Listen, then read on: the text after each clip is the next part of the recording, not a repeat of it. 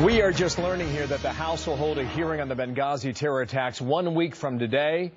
That attack on September 11th of last year killed 4 Americans, including our ambassador.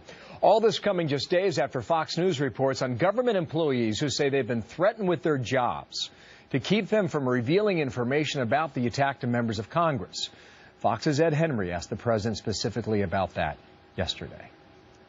Ed, I'm not familiar with this notion that anybody's blocked from testifying.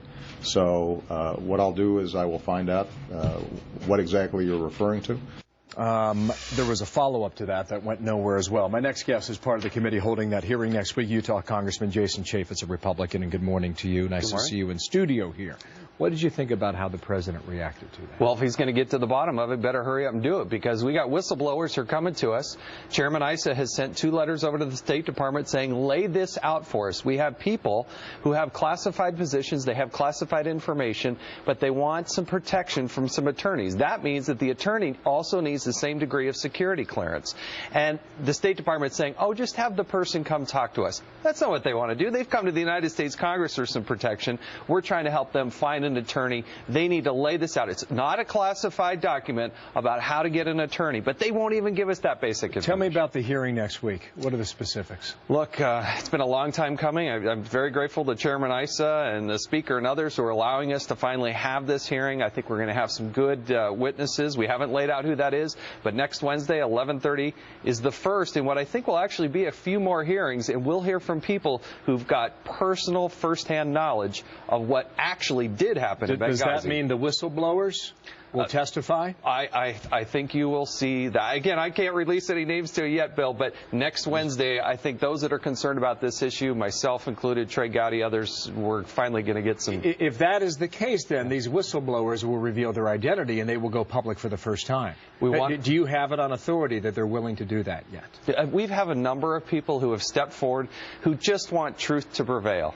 And they feel stymied along the way. We want to make sure they've got all the protections in place. We can do that. They need to also have an attorney. We'll help them go through that process, too. We're just trying to get to the truth. Let me just be clear on this. Are you saying it's a possibility they will appear? Or they will appear? I think they will be appearing. Some of them.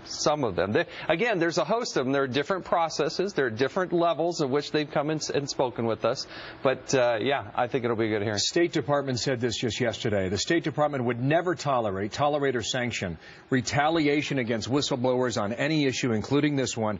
That's an obligation we take very seriously. Then send to the committee, the Oversight Committee, the non-classified process by which they will get an attorney and get that whistleblower protection. They haven't been able to do that in weeks. It should be a simple 2-hour process. Send it over to us today by noon and there won't be a problem. Speaker Boehner was on our show last week. He said, I'm not willing to go for a select committee now. I know others feel otherwise. Are you disappointed in the Speaker's position? Look, let the committees do their job and we can get to the bottom of this. I think the Oversight and Government Reform Committee, we were the first ones to hold a hearing. We've been tenacious and on that. We don't necessarily need a select committee if you just allow the committees to do their job. And we'll be doing that next Wednesday. 1 week from today, 11:30 a.m. Eastern Time. Jason Chaffetz, thank you, sir, Thank for you. your time. Martha. Guantanamo